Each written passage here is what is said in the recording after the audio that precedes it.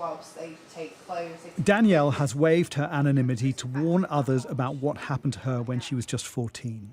What started with a child's online game ended in violent sexual assault. There were virtual world websites, and it was on one of these websites that it all started, basically. So there was private chat rooms, and it started off as just a friendly conversation.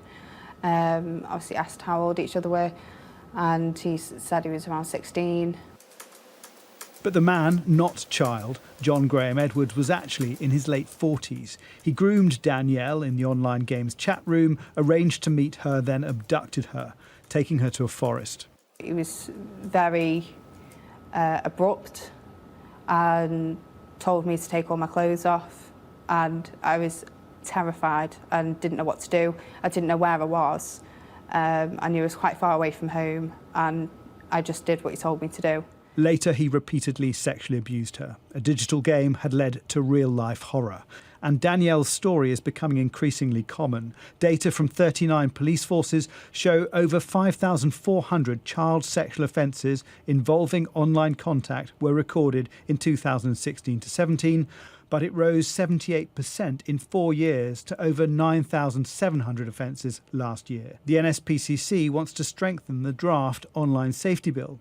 It does propose criminal sanctions for companies, but the charity says they're watered down and don't relate directly to keeping children safe on their platforms.